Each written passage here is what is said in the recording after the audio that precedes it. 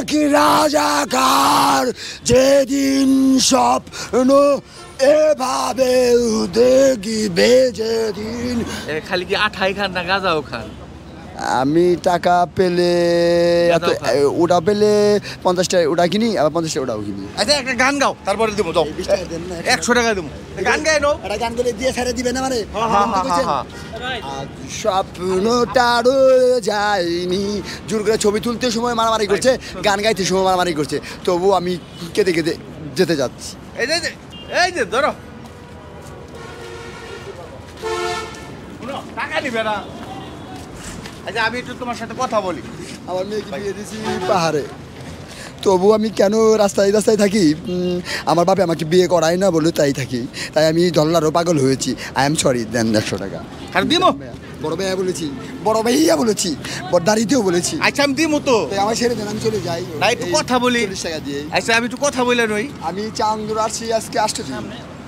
আমি একটু কথা বলি।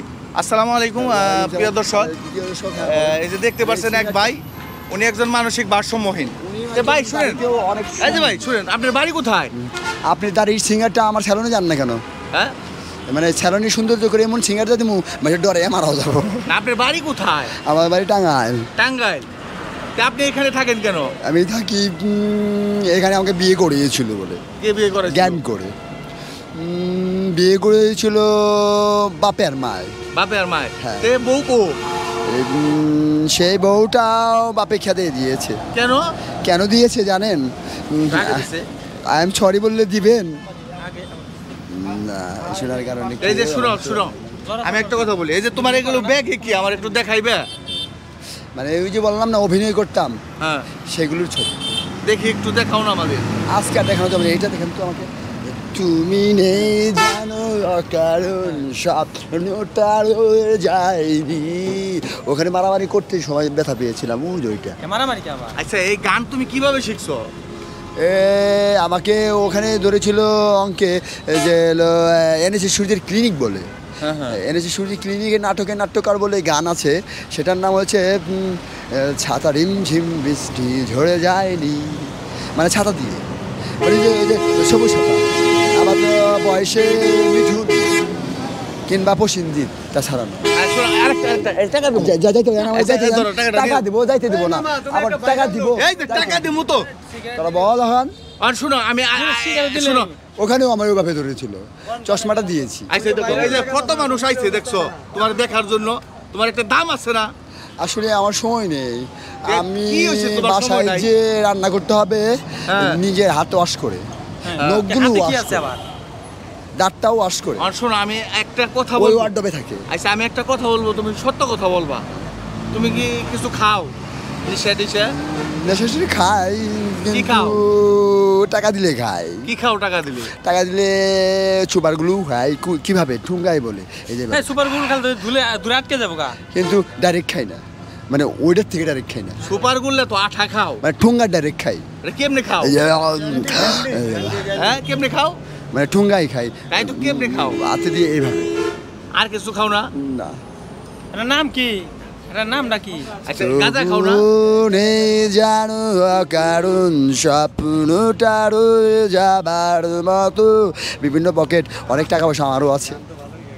আমার কথাটা শুনেন, আপনি যে খালি কি আঠাই খান না গাঁজাও খান? আমি টাকা পেলে ওটা পেলে 50 টাকা ওটা কিনি, আবার 50 টাকা ওটাও কিনি। গাঁজাও কিনো, আঠাও কিনো? আঠাও কিনি, এমনি কিন্তু 100 পেলে কিনি। 100 গেলে? 100 পেলে। আমি যে তোমার টাকাটা দিব, ওই টাকাটা তো তুমি আঠা খাইবে। আপনার নাম যে তারেক ভাইয়া। এখন যে তোমার ব্রেস্টটা, ঠিক আছে, এটা কিভাবে হয়েছে তোমার? এভাবে আমি আমার বাবা পূর্ব পাকিস্তান বলে এই পাকিস্তানের রাজাকার বানাতে চেয়েছিল। সবচেয়ে কথা, আপনি রাজাকার বানাইবার দিছেন, এটা কথা কইলে কবে? আচ্ছা তোমার কি এই সমস্যাটা কি এর জন্য হয়েছে? মানে নিশা খাইয়া হয়েছে নাকি তুমি কারোর সাথে প্রেম করছিলে? আমি যখন বিয়ে ও এভাবে জুড়োটা ঠিক আছে অভিনয় করতাম, তখন বাসায় ভাবতাম এটা সাদা ছিল, তাহলে মানুষকে এমনভাবে সাদা দেখাইতাম, পাটাও সাদা দেখাইতাম। এটা তো আছি স্যান্ডেলটা এভাবে ওই সাদা। তুমি জানো কারণ স্বপ্নটা রয়ে যাবার মতো, দুঃখটা ওই যে সাদা, আই এম সরি। এই গান শিখছো কোনে? এই গানটা বেশি স্টাইল করি বলে প্যান্টটা তৈরি করেছি। আচ্ছা পুরোটা সুন্দর করে একটু শোনাও এই দর্শককে। এটা তো একবার ডাইরেক্টলি হলে আমি সে করলে বলি না। আচ্ছা শুনো শুনো শুনো, এই ধরো, দৌড় ধরো, দিলে ধরো। মেরে ফেলবে। কেন মারবো? দেন। না, একটু এই দেখো, শোনো, এই যে তোমার টাকা দিলাম না, হ্যাঁ, বলো। আর আমাদের একটা সুন্দর গান শোনাও। গান শোনালে কি আমাকে আমাকে যেতে দিবেন ওদিকে একা একা? হ্যাঁ দেবো হ্যাঁ? দেবো।